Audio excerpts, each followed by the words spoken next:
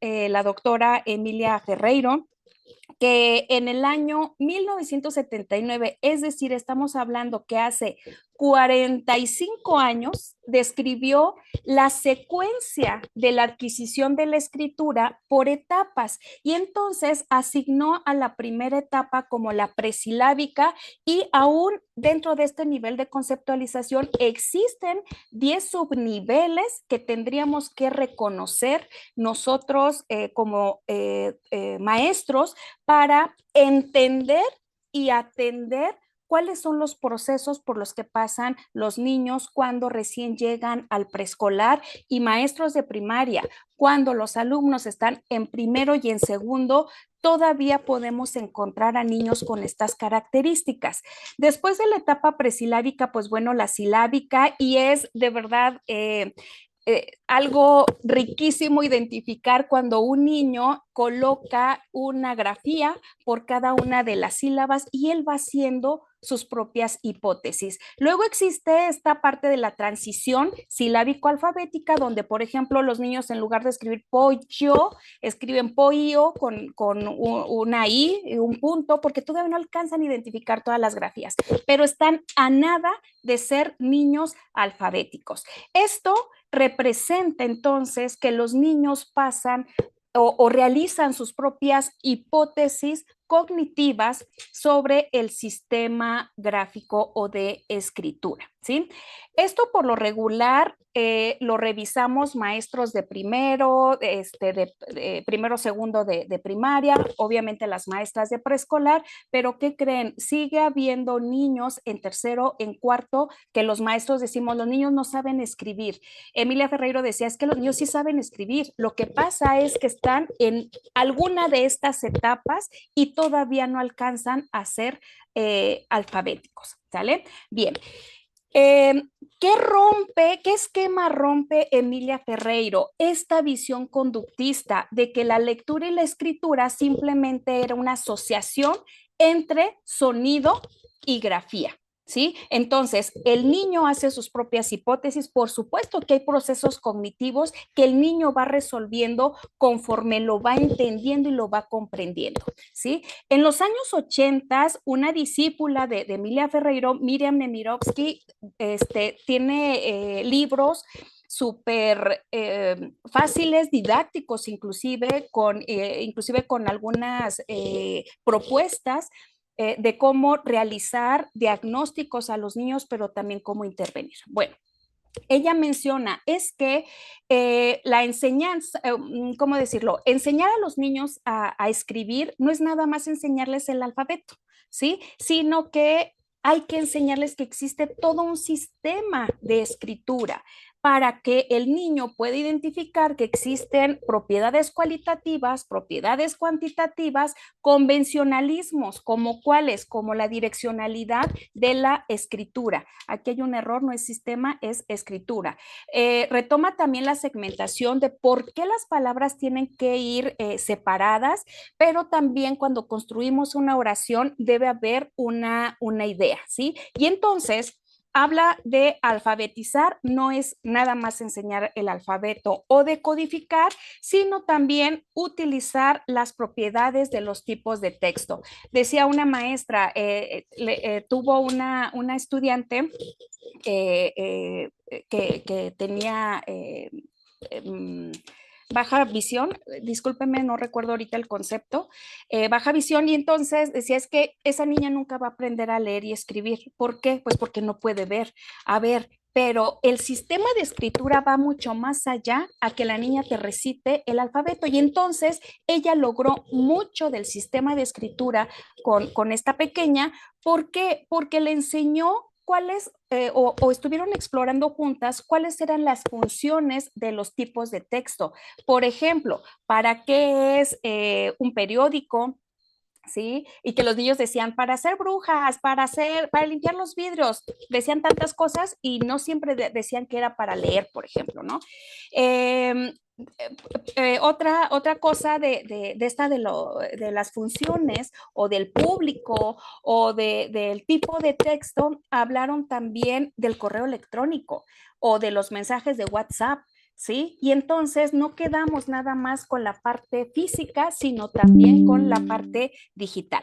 Bueno, finalmente, lo que dice Emilia Ferreiro es que el niño construye activamente su conocimiento sobre el sistema de escritura. Entonces, ya no es nada más de cómo construye palabras, como decía Emilia Ferreiro, sino todo el sistema de escritura, ¿sí? Y con todo lo anterior, pues bueno, se desmitifica la idea de que la lectura y la escritura dependen nada más de la madurez neurológica o del método didáctico. Me han hecho muchas preguntas. Elena, ¿qué es mejor, el método analítico o los métodos sintéticos? El entender estos dos conceptos es identificar que dentro del método analítico y de los métodos sintéticos hay submétodos o hay otras metodologías, ¿sí? Y entonces, ¿qué creen? Cuando la doctora Emilia Ferreiro hablaba de entender la palabra de manera globalizada, posteriormente se utilizan métodos sintéticos, pero es partir de lo general a lo particular. Por lo tanto, maestras, maestros, debemos utilizar tanto los métodos analíticos como los sintéticos. Bien, ¿qué esquema rompió? Pues que en México y en América Latina se empezó a cuestionar entonces cuál debería de ser el papel del docente para generar prácticas pedagógicas más reflexivas y menos prescriptivas. ¿A qué se llegó? Pues bueno, que el docente tenía que ser un mediador del pensamiento. Ajá. Margarita Gómez Palacio subraya que leer y escribir son procesos de alto nivel cognitivo y ella propone diseñar ambientes alfabetizadores ricos y diversos, interactuar con textos, observar modelos de lectura. Ajá. ¿Hacemos esto dentro de nuestra aula? Vamos a revisar, cada quien pudiera hacer una reflexión de lo que realizamos dentro de nuestro salón de clase. Pero también producir significados personales. Decía una maestra, es que no hay tiempo, Elena. Ajá. ¿En qué momento quieres que el niño me diga cuáles fueron sus producciones o sus significados personales? No hay tiempo. Bien. Esta libretita de aquí, bueno, me la prestó mi amigo David, que su hijo también se llama David, y que el niño le dejaron escribir y repetir muchas veces las palabras para que pudiera entender lo que significaba, ¿sí? Bien, esta es una tarea reciente del día de antier, donde a los niños fíjense la pregunta que le hacen, ¿cómo estaban conformados los territorios? ¿Los territorios de qué? ¿Sin un contexto? ¿En qué año? Nada, simplemente es así la pregunta y entonces la respuesta es, no eran una comunidad cultural ni política, sino una ta. Bien. Ahora, nos vamos al libro y lo único que hizo el alumno de segundo de secundaria fue copiar del libro y escribirlo en la libreta. Tendríamos que pensar si el alumno con esta actividad realmente está reflexionando o le está significando lo que leyó, pero también lo que escribió. Igualmente con este chico David. ¿Sí? Bien. Conclusión. A 45 años de estas propuestas de Emilia Ferreiro, de Nemirovsky, de Teberovsky, de Gómez Palacio, seguimos encontrando prácticas docentes como esta. Y ojo, todavía no estamos hablando de tecnología o de inteligencia artificial, que pudiéramos decir, ay, es que los niños no están aprendiendo porque se la pasan en el celular. A ver, las prácticas de estos docentes siguen siendo como antes de que hubiera tecnología o inteligencia artificial. Y si nos vamos a la escuela tradicional, son semejantes, ¿sí? Ahora, ¿qué es lo preocupante? Que un niño de segundo o un estudiante de segundo de secundaria está realizando actividades como las que le ponen a un niño de primaria, ¿sí? Bien, hay un documento, inclusive está circulando mucho entre las redes, es un artículo de que escribir a mano potencia tu memoria y facilita el aprendizaje. Sí, sí es cierto.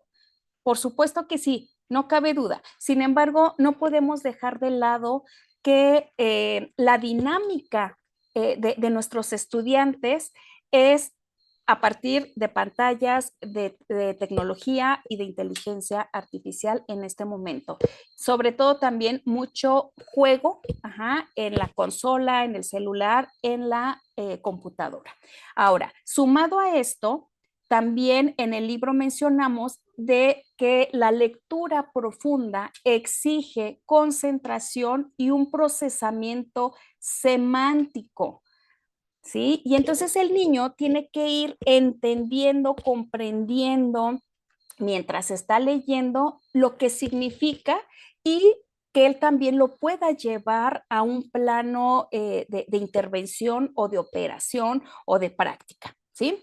Bien, la exposición a entornos digitales y multitarea, por supuesto que ha modificado los patrones de atención de los alumnos, que ha causado un debilitamiento de la persistencia cognitiva. Por eso es más difícil tener a los niños tranquilitos, concentrados. ¿Por qué? Porque viven en un mundo dinámico, rápido, de sonidos, de luces, de movimiento, de placer en la inmediatez, y que esto, pues de alguna manera obstaculiza la comprensión reflexiva, ¿sí? Entonces, varios retos que tenemos como docentes. Eh, Estos retos los tendríamos que convertir en una oportunidad, ¿sí? La tarea entonces es reentrenar la atención de los alumnos a través de qué? De una lectura y una escritura que sea activa, que sea pausada, pero que también sea significativa. Si seguimos poniendo actividades como copia y pega, corta y pega, eh, hay una maestra de secundaria que les dicta a los alumnos. ¿Y saben de dónde les dicta? Del libro de texto. Ajá. Y entonces les pone unas actividades y luego se sienta en su escritorio, forma a los niños para revisarles que el dictado sea acorde a lo que ya les mencionaba. ¿Sí? Esos serán prácticas para reentrenar la atención de los alumnos. No lo creo. ¿Sí? Bueno, mencionamos también que la enseñanza de la escritura debe fomentar el razonamiento por escrito, no la repetición mecánica de grafías. ¿Sí? ¿En qué nivel estamos nosotros? ¿Qué posibilidades tenemos con nuestros alumnos? Esto tiene que ver con el análisis hasta de nuestra propia práctica docente y ojalá la pudiéramos convertir en una práctica educativa. ¿Sí? Dice, la lectura eficaz no se limita a entender palabras, sino a construir significados globales, entender la frase que estoy leyendo. Y bueno, aquí les quiero compartir, no sé si vieron este video de un niño que está leyendo y dice, papá ama a mamá. Y entonces voltea, el niño es quien lee, voltea y ve a la mamá y dice, eso es pura mentira, mamá, eso no es cierto. Y entonces todos les causa risa. ¿Por qué? Porque la lectura es inclusive hasta pausada, es con tropiezos por parte del niño, pero él estaba comprendiendo y construyendo un significado global de lo que estaba leyendo y entonces a partir de su realidad dijo, eso son puras mentiras, madre. ¿Sale? Bien, en la actualidad para poder incidir en, en este reenfoque, en esta concentración de los alumnos, hay que reconocer que para enseñar a leer a un niño, ajá, debemos dialogar con las formas contemporáneas de lectura digital, audiovisual e interactiva. Cómo interactúan nuestros alumnos, nuestros hijos, nuestros vecinos, nuestros sobrinos con la tableta, con el celular, con los juegos, con la computadora, con buscadores, ajá, tenemos que identificarlo y ver cómo lo hacen, ¿sí? De tal manera que no podemos seguir centrándonos únicamente en la lectura y escritura impresa, sino en el desarrollo de una competencia comunicativa multi multimodal. Aquí hay un error, perdónenme. Multimodal. Ajá. ¿Qué es eso? Los niños, los adolescentes, los jóvenes, sus competencias comunicativas integran texto escrito, imágenes, sonidos, gestos, lenguaje corporal, stickers, memes y neologismos, ¿sí? Y entonces, sí, hay niños que leen, que escriben en una hoja, hay niños que se la pasan con los audífonos, hay niños que ven y escriben memes, ajá, para los maestros y para ellos. Este es reciente también, lo saqué de un WhatsApp de alguien muy cercano y dice, el profe, después de haber faltado mucho y solo hablar de su vida en todo el semestre, vamos atrasados, jóvenes, ¿sí? Y entonces, a partir de aquí, los chicos escribieron. En un ratito se hicieron 60 respuestas. Entonces, ¿los niños no escriben? Por supuesto que escriben. Hay que entender cómo es la manera en que lo hacen. Ahora, esto de los neologismos, ¿sabemos qué es tradeo? ¿Sabemos qué es funar? ¿Sabemos qué es banear? Ajá. Y ahora, fíjense cómo escriben ahora nuestros alumnos. Entiende, por favor, no te merezco. Estoy enloquecido por el Roblox. Me encanta robar brain rot. Soy un lobo, no alcanzo a ver. Soy un lobo sin sentimiento. Ajá. Así están escribiendo. Uh-huh. Aquí faltaron imágenes. Ajá, pero hay imágenes con sonidos, con movimientos y con el uso de estos neologismos. Igual aquí pudiéramos agarrar nuestra pluma roja y decir, por favor, se escribe con V, va separado, merezco es con Z. Pero, ¿sabes qué es Roblox, maestro? ¿Sabes qué es robar brain rot? Ajá. ¿Sabes por qué está diciendo soy un lobo sin sentimiento? Hay toda una profundidad en lo que los niños están escribiendo, ¿sí? A quien nos toca subirnos a este barco y entender es a nosotros como maestros. Entonces, existe una nueva metodología o una nueva pedagogía para entender cómo enseñar a los niños a leer y escribir. No, nos estamos quedando con los trabajos de Ferreiro, de Gómez Palacio, porque sus aportaciones aún siguen vigentes. ¿Qué es lo que tendríamos que hacer? Actualizar estas aportaciones a los nuevos desafíos tecnológicos. Las infancias digitales procesan la información de manera diferente porque leen fragmentadamente, combinan textos con imágenes y acceden a múltiples fuentes simultáneas. Y entonces encontré también que los niños escriben así, ah, sí, cierto, me diría mi hijo, aquí mamá puedes ponerle un sonidito de aplausos, ¿sí? Y entonces esa es su manera de aprender y ellos hasta, bueno, me están dando sugerencias de cómo hacer esta presentación. Ahora, antes, ¿qué implicaba leer un libro? Ajá, de principio a fin, con un proceso secuencial, acumulativo y reflexivo. Uh-huh. Un modo de lectura que va de manera gradual, secuencial, y prohibido rayar un libro, hay que guardarlo para que no se maltrate. ¿Sí? Me decía mi hijo mayor, oye mamá, separador de hojas leyendo el padre. Y lo abrí donde cayera y me regresé hasta el capítulo 6 y ¿qué crees? Ahora entiendo todo. Ajá. Y entonces, llegó a la conclusión, tenía que pensar, ajá, los, los Creo que se está cortando la transmisión. Hay problemas con el internet, supongo. No sé, hay que revisar la conexión. Se está cortando el sonido. Ok. ¿Ya me escuchan ahí? Ahí se está escuchando, sí. Súper, ¿en qué me quedé? En el separador. Ok, bien. Bueno, a lo que voy es que los niños van construyendo sus propios procesos de aprendizaje de la lectura, la escritura. hay que recordar dos momentos importantes. Por ejemplo, la imprenta configuró la cultura del papel con textos estables, estructurados, ordenados, permanentes, ¿sí? Antes la televisión, cuando yo estudié la licenciatura en educación preescolar, nos dieron a leer una lectura que se llamaba eh, La televisión ladrona del tiempo. Ajá. Y entonces la televisión en ese momento era como nuestra preocupación.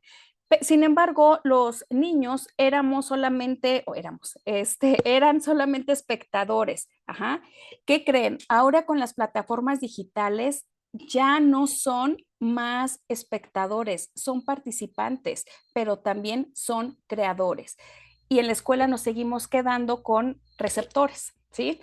Ahora, esto de lo multimodal y del hipertexto, ¿a qué nos referimos? A esto, por ejemplo, yo aquí busco El Conde de Montecristo y me da una serie de hipervínculos que si yo le doy clic a automáticamente me llevó a otra franja o otra columna con mucho más información. Ahora los alumnos, tú les dices, oye, ¿ya leíste el Conde de Montecristo? No, pero vi un resumen en TikTok o vi un resumen en YouTube o bajé o descargué el libro en internet, ¿sí? Y ahora hasta podemos escoger a quién queremos de actores según el que nos guste, vemos la película.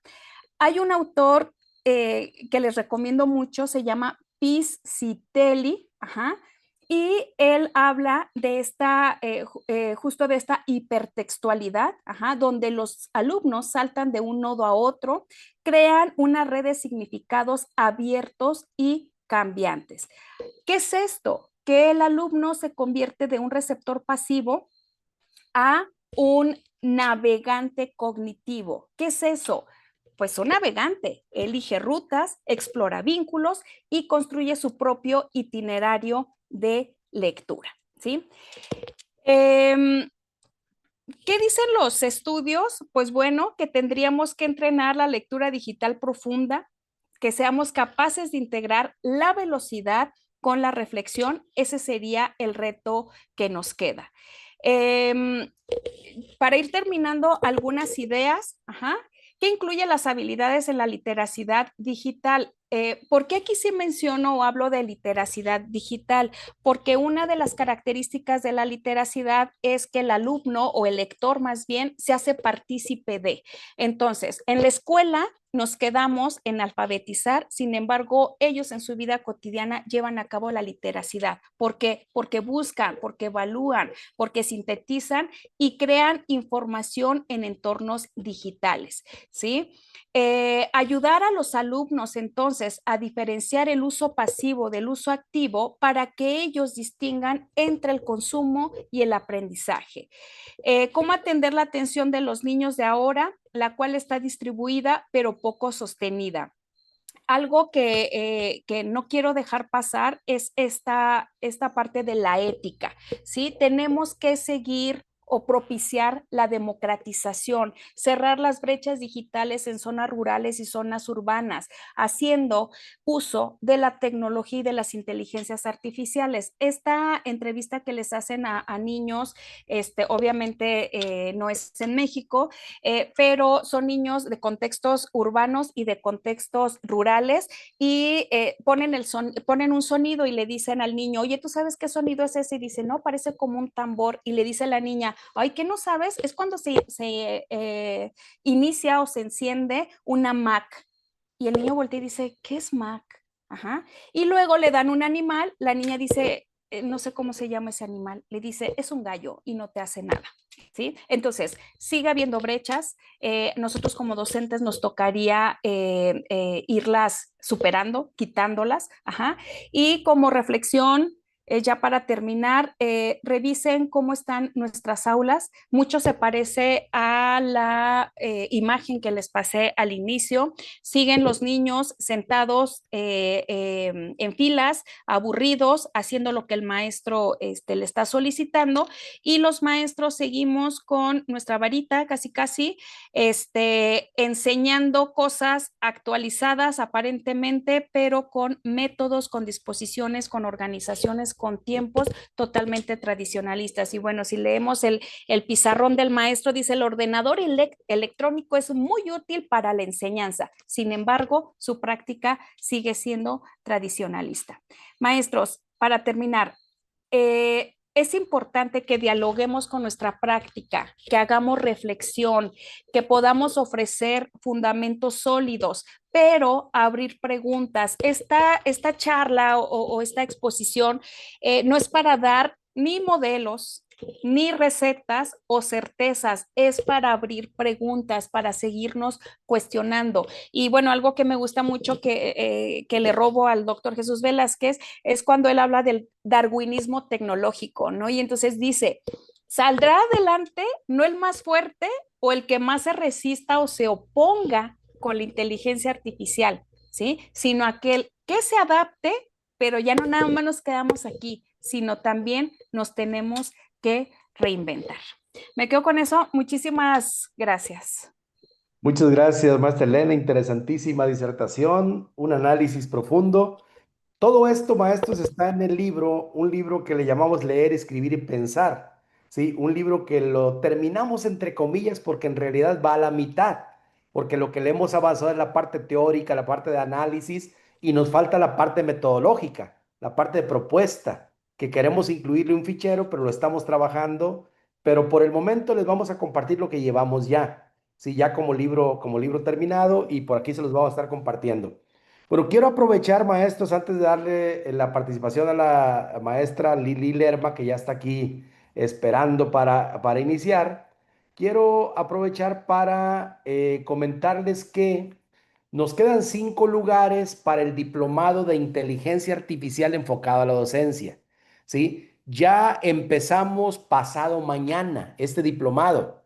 Reunimos a un grupo de expertos en inteligencia artificial de México, de Estados Unidos, de Argentina, y tenemos un gran equipo, ¿sí? Nos quedan 5 lugares, por ahí les van a estar compartiendo en el chat y en los grupos de WhatsApp la información para inscribirse. Sí, ya estamos cerrando inscripciones, yo creo que entre hoy y el día de mañana ya cerramos inscripciones, así que los esperamos en este diplomado.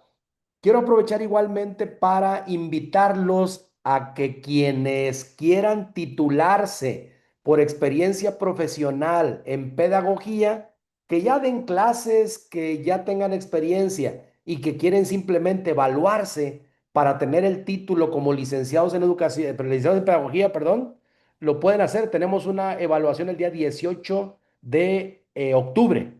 Sí, por ahí les van a mandar información. Igualmente, si ¿tienen ustedes conocidos, hijos, hermanos que quieran estudiar la licenciatura en pedagogía los sábados durante 3 años, porque son recién egresados de la universidad, porque están estudiando otra carrera, pero van a acabar siendo maestros como nosotros? Pues miren, de una vez vámonos preparándonos en pedagogía y pueden estudiar los sábados de 8 a 10 de la mañana. ¿Sí? Todos los sábados de 8 a 10 de la mañana y sacan en 3 años su licenciatura simultáneo a lo que ya tienen.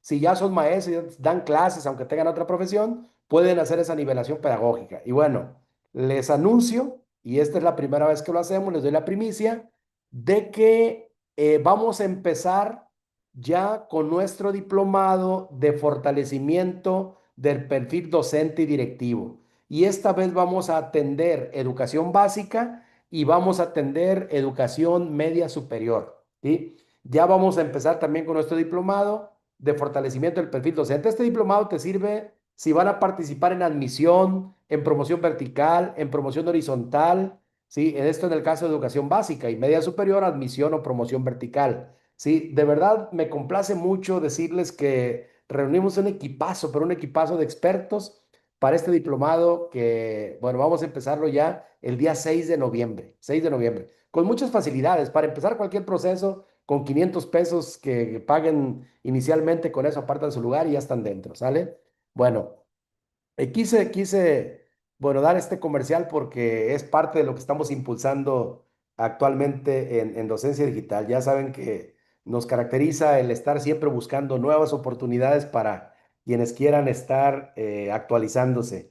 Y esta es una gran oportunidad. Pues bueno, me complace mucho ahora presentar a nuestra invitada del día de hoy, la maestra Liliana Lerma.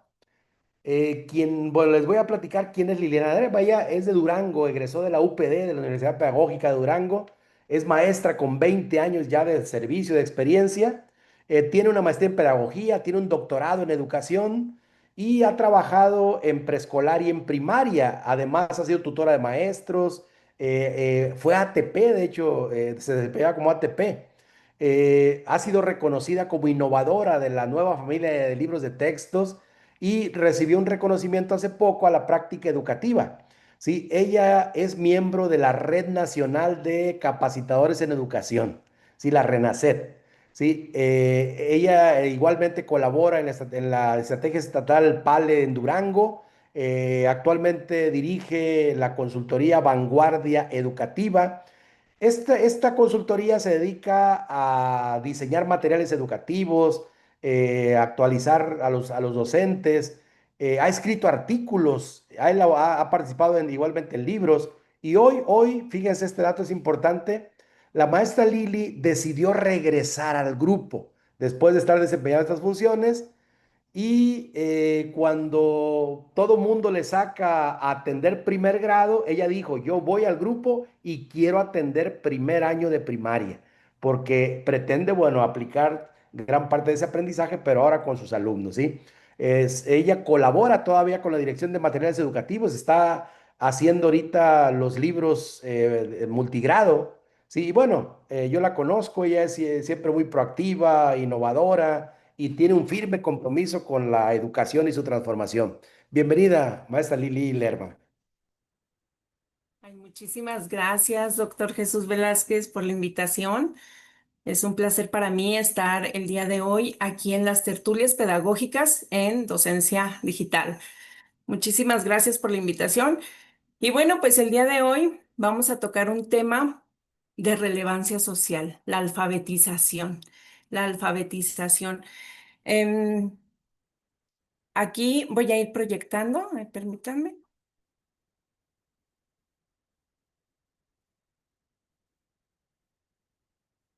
Bueno, ahí está. Bueno, miren, la alfabetización. Ahora sí que reformas van, reformas vienen, pero la alfabetización sigue estando presente. Por eso es que nos atrevemos a decir que la alfabetización es el corazón de las escuelas. Es el corazón de las escuelas. La alfabetización, pues es mucho más que aprender a leer y a escribir. Va más allá. Tenemos que desarrollar y adquirir habilidades para comunicarnos, para transmitir, para aprender, para compartir, para relacionarnos de manera social. Y bueno, aquí yo tenía este menti aquí presente para que interactuáramos un poquito, pero igual el tiempo ya nos está absorbiendo. Pero aquí en el chat me gustaría que nos pusieran y nos compartieran qué recuerdan de cuando aprendieron a leer y a escribir. ¿Qué recordamos? Aquí la maestra Elena ya nos llevó sobre esta línea del tiempo, pero ¿qué tal que recordamos? ¿Qué recuerdan? ¿Cómo aprendieron a leer y a escribir? Aquí nos dice que actividades de sílabas, planas. Empezaba por las vocales, elaboración de planas, imágenes, planas, planas y planas, ¿verdad? Ok. Y bueno, ahorita lo reitero nuevamente, reformas van, reformas vienen. Y la alfabetización tiene que ser y es el corazón de todas las escuelas. Pero así como reformas van, reformas vienen, es increíble que en pleno siglo XXI, donde la educación en línea llegó para quedarse, todavía está Mame Mi Momu. Estaba presente en los pizarrones verdes, Llegaron los pintarrones y seguía Mame Mi Momu. Ahora utilizamos diapositivas y sigue Mame Mi Momu. Entonces, ahora sería interesante ver cómo la inteligencia va a hacer que traslademos el Mame Mi Momu a algo más constructivo. Pero bueno, ¿todo de qué va a partir? Del enfoque. Aquí, siempre que estamos abordando el tema de alfabetización, siempre nos preguntan, ¿qué método? ¿Qué método voy a seguir? ¿Qué método debo de seguir? ¿Qué me recomienda? ¿Por dónde empiezo? ¿Qué enseño primero? Y bueno, aquí yo creo que es momento de ya no pensar en métodos, muchos. Es momento de centrarnos en el enfoque para hacer una intervención oportuna, porque aquí hay prácticamente dos enfoques. Un enfoque situado en códigos o un enfoque con sentido y significado. Entonces aquí vamos a ver qué queremos. Aquí este enfoque nos lleva a más de que más allá de buscar un método, a que nosotros reflexionemos sobre nuestra propia práctica docente. ¿Cómo estamos interviniendo? ¿Qué estoy haciendo? ¿Cómo lo voy a hacer? ¿Qué es, qué estoy haciendo? ¿Cómo lo voy a hacer? Pero ojo, algo muy importante, ¿para qué? ¿Para qué voy a enseñar? ¿Para qué les voy a enseñar a que lean, a que escriban? Entonces, qué importante que nosotros aquí, desde este momento, ya estemos aquí pensando en estos enfoques más que en métodos, porque el enfoque nos va a llevar a la reflexión de nuestra práctica docente. Si nos vamos a un enfoque con códigos, pues aquí se centra en que el alumno tiene que prácticamente descifrar. Aquí la educación bancaria se hace presente porque somos transmisores en los alumnos. El niño, el niño aquí se vuelve muy mecánico. No le permitimos que proponga, pero si ya decido abrir estos horizontes, me centro en un enfoque con sentido y significado. Y este enfoque, pues nos lleva a que los alumnos lean, participen, construyan, propongan. Y yo creo que es algo de lo que viene buscando la nueva escuela mexicana. Estamos, estamos atendiendo enfoques socioculturales. Estamos en evolución, estamos avanzando y no podemos estar repitiendo patrones, repitiendo prácticas que en su momento funcionaron, porque igual eran otros tiempos, así aprendimos, así nos fuimos, pero quieran o no, lo seguimos teniendo ahí presentes, seguimos patrones, queremos seguir reproduciendo estas prácticas que todavía ahí las traemos, porque pueda tornarse como que mucho más fácil. Y aquí, dentro de esta autonomía que nos propone la nueva escuela mexicana, aquí es importante preguntarnos, ¿voy a escoger un método que sea funcional para mis alumnos o un método que me sirva a mí? Porque a veces nos vamos por lo fácil. Yo elijo este método porque va a ser más fácil y tal vez porque hasta mis autoridades van a ir a checar esto de los tiempos, que también es un poco tedioso, lo que ya por décadas se nos quedó de que en diciembre los alumnos tienen que leer y escribir. Y como que de cierta manera ahí vamos y por eso es la premura de que ¿cuál método elijo? Pero si proponemos o nos enfocamos en una metodología, en un enfoque sociocultural donde el alumno construya, donde el alumno proponga, donde nosotros intervengamos y que permitamos que los alumnos dialoguen. Esta es la palabra clave, que dialoguen en todo momento, dialoguen para construir. Y bueno, miren. Aquí ya nos lo comentaron, la literacidad. Ahora pues no solamente hay que centrarnos en leer y escribir, ¿verdad? Tenemos que ir más allá y entonces es como aquí mismo plan, como em, el plan y que viene específicamente en múltiples lenguajes nos dice que la literacidad se define como una práctica social fundamental. Fíjense bien, fundamental para la comunicación en donde se reconoce la lectoescritura como una acción impregnada al contexto sociocultural. Pero fíjense en la palabra, impregnada. Aquí, ¿qué tenemos que hacer, maestras y maestros? Aquí tenemos que cambiar ese paradigma. Aquí tal vez nos toque desaprender para aprender. Aquí tenemos que permitirle al alumno que dialogue, escucharlo nosotros. Y bueno, ahorita como que es muy trillado, doctor, maestra Elena, que ¿qué hago? ¿Qué hago? ¿Me pongo a alfabetizar o me pongo a ver proyectos? Y como aquí desde el enfoque sociocultural de la nueva escuela mexicana nos lleva a que tú puedes hacer las dos cosas, porque tienes que preguntarte siempre tu maestro, tu maestra, ¿qué quiero enseñar? ¿Cómo lo voy a enseñar? Pero sobre todo, ¿para qué lo quiero enseñar?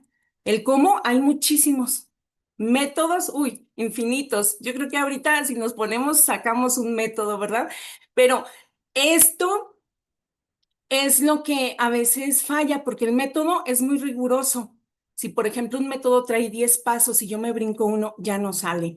Entonces, qué importante que tú te enfoques en una metodología y sobre todo te preguntes siempre, ¿para qué voy a enseñar? Cuando tú estés ya ahí en el momento de realizar esa planeación, esa estrategia, esa secuencia didáctica, siempre pregúntate el para qué. ¿Para qué los vas a enseñar a leer y a escribir? ¿Para qué les vas a enseñar esta estrategia? ¿Para generar significados? ¿O simple y sencillamente para ir codificando? Entonces, aquí siempre hacernos esta reflexión. Y bueno, yo les quise poner esto porque como que de aquí partimos en las aulas, en nuestros ambientes de aprendizaje, en nuestros ambientes áulicos. Desde aquí estamos como docentes preguntándonos, ¿qué pongo en el salón? ¿Me tocó primero, me tocó segundo? ¿Qué hago? ¿Qué pongo? Desde aquí ya nos estamos nosotros estresando y ya la maestra Elena ya nos compartió una gama de actividades donde los alumnos, ellos ya están súper digitales y nosotros nos estamos preguntando qué pongo en el salón. Siendo que si les preguntáramos a ellos, ellos proponen y es el espacio de ellos.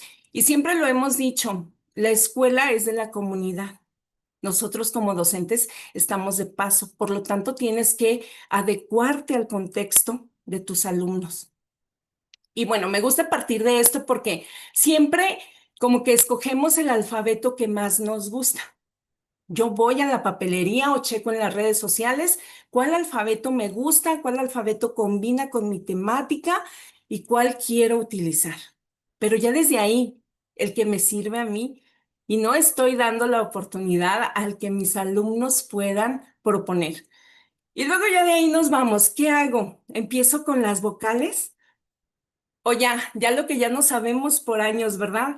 Bueno, empieza por las vocales y después sigue M, P, S, L, T, D. Ya hasta no lo sabemos, ¿verdad? De corridito. ¿Cuál seguiría? ¿Cuál seguiría?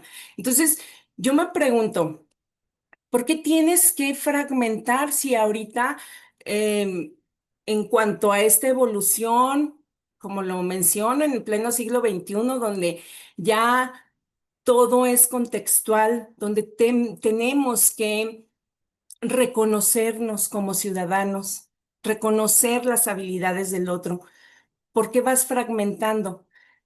Y tantito peor, cuando encontramos esto, carretes y carretes de sílabas que no tienen ningún significado.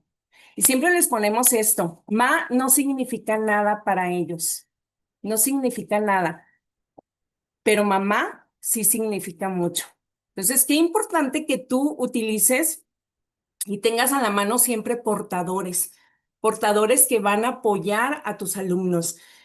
Y siempre nos hemos preguntado, tú, docente, ahorita, te invito a que hagas un recorrido por tu escuela y veas a ver si tu escuela está alfabetizada. Ya desde ahí tenemos que partir. ¿Está alfabetizada mi escuela para apoyar a mis alumnos con este proceso? Y bueno, ahí es cuando ya nos vamos dando cuenta de que no, que igual sigo atendiendo a mis propias necesidades y voy dejando a mis niños.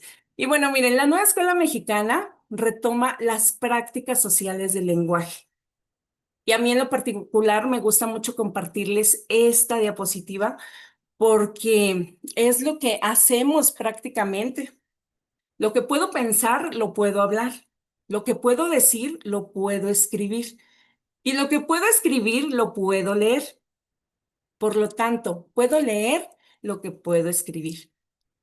Y aquí, lo que siempre hemos dicho, se aprende a leer leyendo, se aprende a leer escribiendo, pero hoy en día, con todas estas prácticas sociales del lenguaje, un enfoque sociocultural, donde tenemos que estar contextualizando, donde el codiseño tiene que estar presente en todo momento, pues simple y sencillamente se aprende a leer leyendo, escribiendo, hablando y escuchando, que es lo que ahorita nos compartía la doctora Elena de, de esta literacidad, donde las 4 habilidades comunicativas se van desarrollando en nuestras niñas, niños y adolescentes, donde ya las traen desarrolladas, donde ellos ya traen mucho conocimiento del cual tú puedes partir.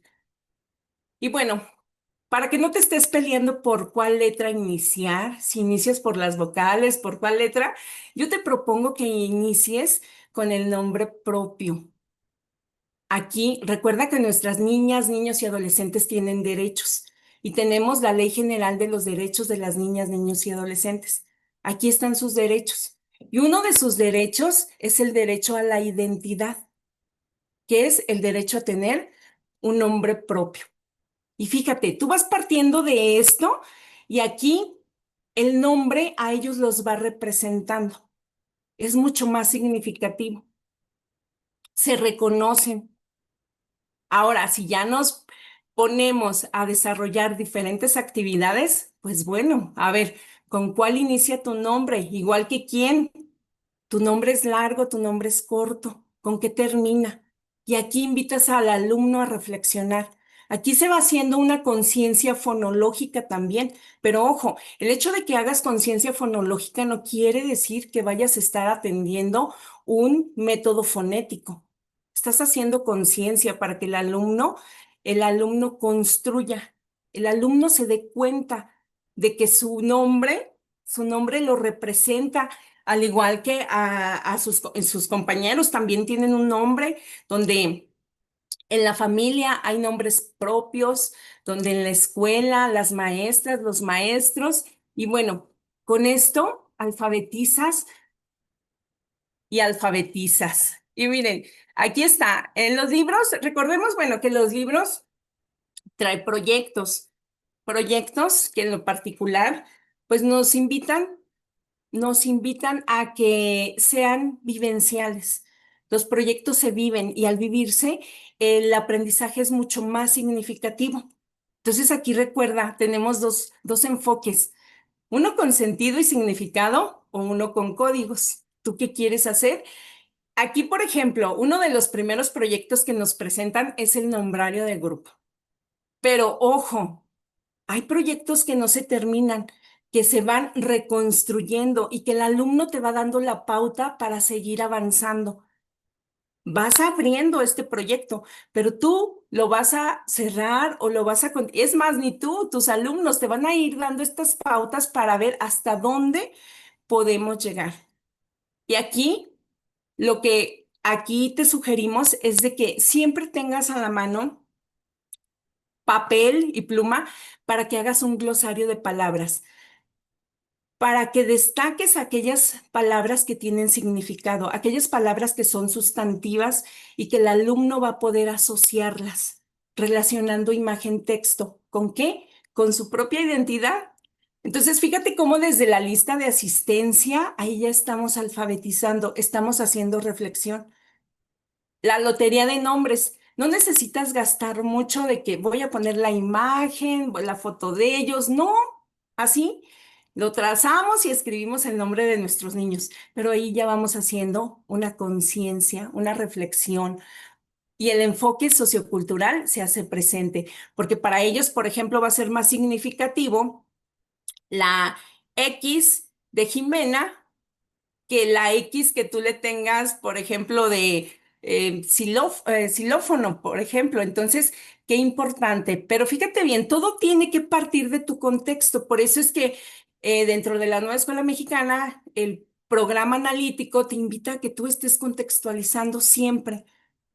Y nosotros queremos hacer esta reflexión en ti de que partas de significados. El nombre propio significa mucho para ellos.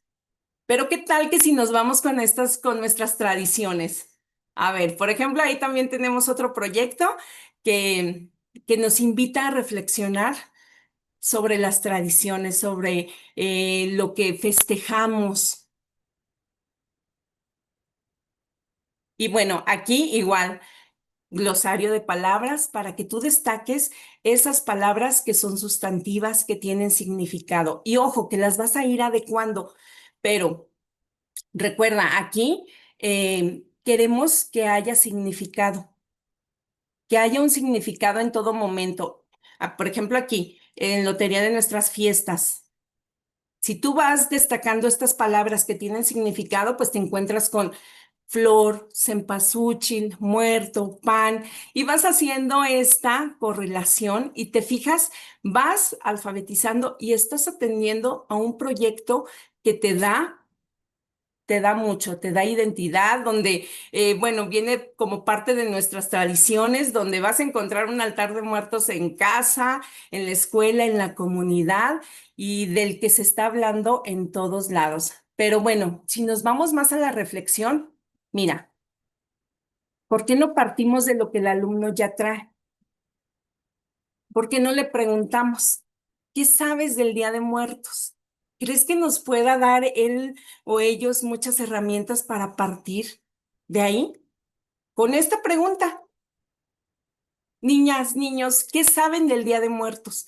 Y escúchalos, escúchalos. Van a dialogar, van a proponer y tú vas a partir de ahí.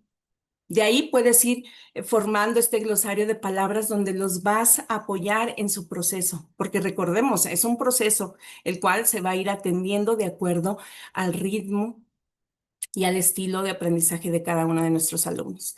Y bueno, mira, en la biblioteca pues tenemos infinidad de libros y este libro que es de Pasos de Luna de la colección de libros del Rincón, El Día de Muertos. Entonces, como aquí, dentro de esta literacidad, te invita a que tú le acerques al alumno textos reales, cuentos, leyendas, periódicos, noticias, información que ellos mismos te van a ir pidiendo.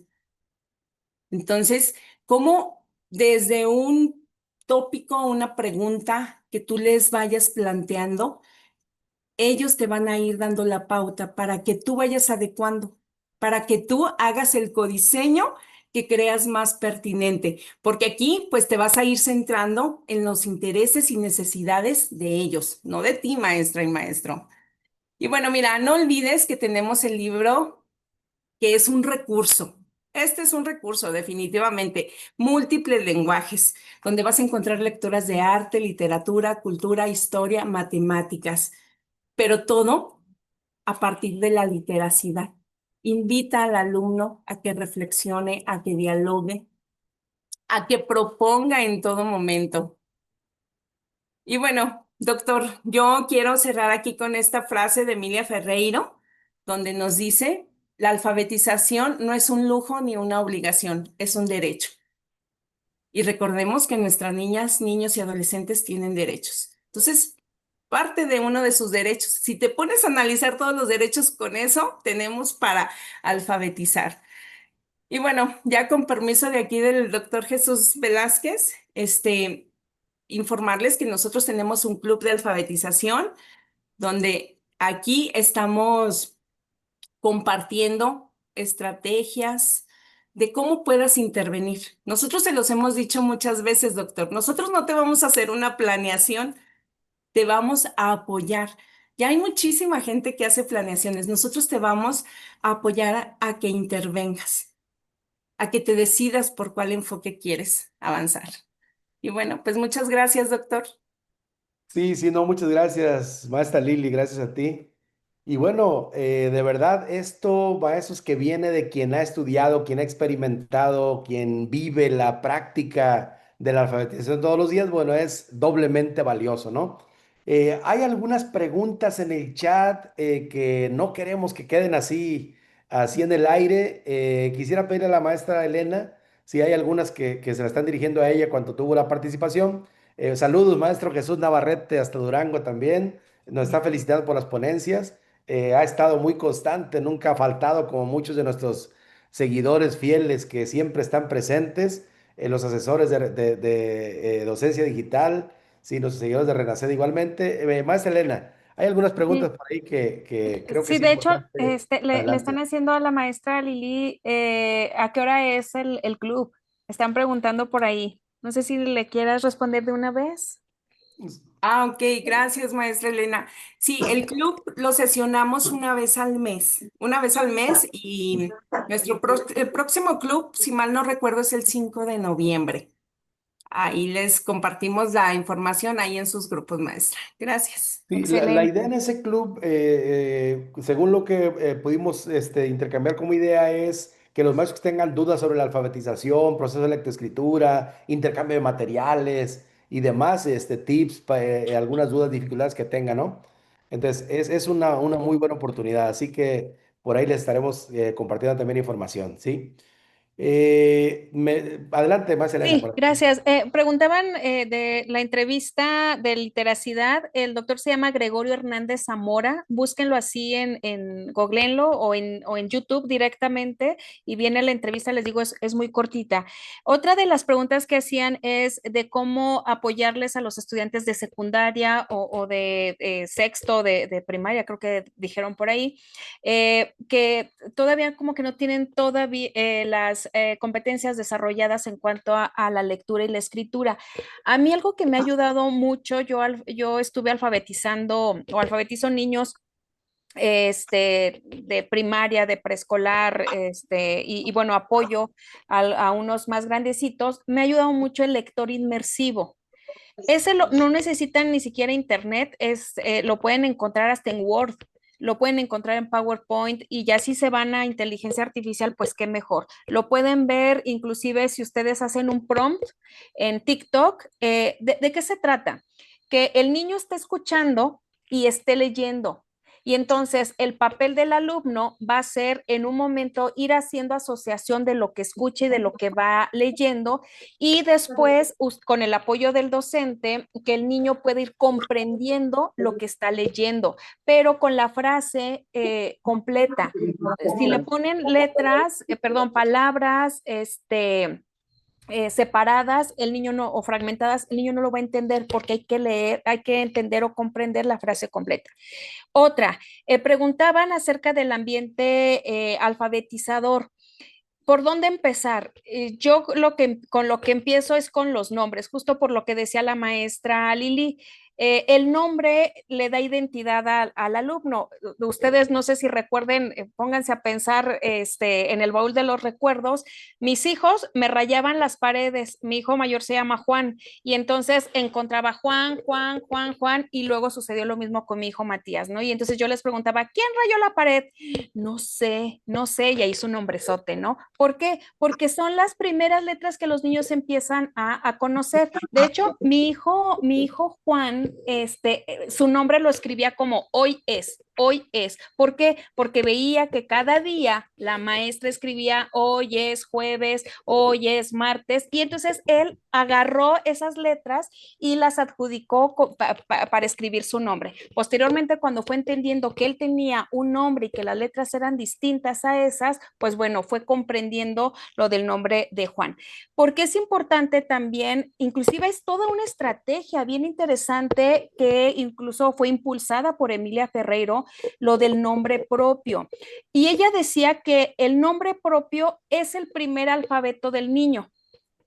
Ajá, y entonces hay lógica cuando el niño se encuentra en los niveles presilábicos, en los subniveles del nivel de conceptualización presilábico, que el niño empieza a utilizar las letras de su nombre para escribir otras palabras. Y entonces al niño le dictas mesa y escribe Ana, y el niño le dictas silla y escribe Ana, pero luego el niño va entendiendo, a ver, escribe escritorio, y entonces escribe N-N-A-A. Está utilizando las mismas letras porque se convierte en su primer alfabeto. Por eso es muy importante esta estrategia del nombre propio.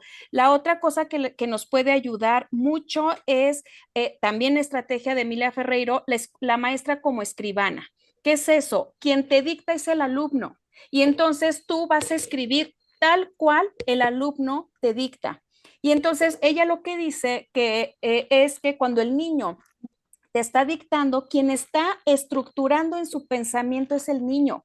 Quien está pensando qué decirte es el niño. Y entonces el niño va a entender que cuando el niño te dice, mi papá me compró una paleta, tú tienes que escribir así y se lo vas a leer. Y entonces es muy divertido cuando yo trabajo con los niños así porque me dicen, ay, no, maestra, es que escribiste mucho un. Ah, entonces vuélvemelo a decir. Y entonces le ayudamos al niño a estructurar su pensamiento para que entonces pueda producir. Ajá. Esta otra estrategia también es bien interesante, se las sugiero. Luego decían también, ¿qué oportunidades tenemos para seguir trabajando? Ojo, tenemos autonomía curricular. Toda esta parte que les habló la maestra Lili de la nueva escuela mexicana, la oportunidad que tenemos de crear nuestro propio programa analítico como centro escolar, si sabemos que una de las debilidades y que hay que revisarlo es que los niños están teniendo dificultades para la lectura y la escritura, eso tendría que ser prioritario, pero no es con planas, es a partir de los proyectos. Ya les dio varios elementos la maestra Lili de cómo llevarlos, pero es inclusive hasta un acuerdo como escuela. Y entonces mi compañero de sexto ya no le van a llegar niños como le han estado llegando, porque nos pusimos, permítanme la expresión, nos pusimos las pilas desde primero de primaria, pero también platicamos con el preescolar de la misma zona rural. Y entonces oigan, también tenemos autonomía profesional, tenemos la curricular y la profesional. ¿Qué es esto? Tenemos todas las ventajas y ahora más con que los consejos técnicos se conviertan en comunidades de aprendizaje, hagamos comunidades de aprendizaje. El Club de la Maestra Lili es una comunidad de aprendizaje y entonces ahí vamos a poner a disposición pues nuestros miedos, nuestros temores, nuestras dificultades, pero también lo que hemos ido aprendiendo. Sí, muchas gracias, maestra Elena. Efectivamente, una gran aportación y bueno, quiero dejar un reto en este momento por el dominio que tienen ambas. La maestra Elena es una apasionada de los procesos de lectura, de escritura. Recientemente igual coincidí en el Congreso de Renacer con la maestra Lili, platicábamos justamente de esta cuestión. Yo les hablaba una de otra, del interés que tenían. Y bueno, ahorita el reto que quiero lanzar y posiblemente lo concretemos es que hagamos un taller de literacidad, ¿sí? Justamente porque coincidíamos en una plática con la maestra Elena de que no están las condiciones ahorita como para decir vamos a renovar los procesos de adquisición de la lectoescritura y hacer una metodología donde se utilice ahora todo lo nuevo, la forma como aprenden. Yo creo que no están desechadas ni están obsoletas las aportaciones de Emilia Ferreiro, Margarita Gómez Palacio, siguen vigentes. Sí, hay que actualizarlas. Sí, hay que innovar en ese sentido. Y tal vez la bisagra, el punto de encuentro sea la literacidad, ¿sí? Para ambas confluencias y que de ahí podamos partir. Bueno, así se queda el reto. Ya ven que en Docencia Digital tratamos de innovar siempre, tratamos de buscar las mejores experiencias de aprendizaje y esta pudiera ser una muy buena, ¿sí? Pues muchas gracias, maestros, por conectarse a nuestra tertulia pedagógica.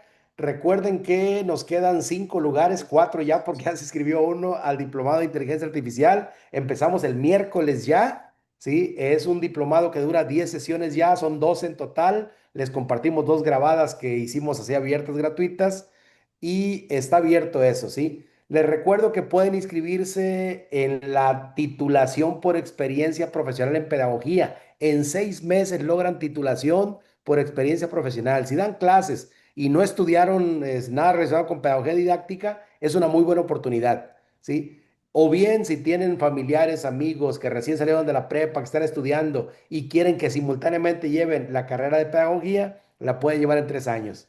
Muchísimas gracias y finalmente les recuerdo que empezamos ya el 6 de noviembre con nuestro diplomado de fortalecimiento para los procesos de USICAM. Así que nos vemos pronto, hay grandes cosas. Hasta luego, pueden abrir micrófono para despedirse y nos vemos muy, muy pronto. Gracias, buenas noches, Gracias, excelente buenas tema. noches. Buenas noches. Gracias, muy amables a Gracias, todos. Gracias, buenas noches. Buenas noches. Adiós. Excelente. Gracias, hasta luego. Luego, buenas noches a todos. Hasta luego, hasta luego.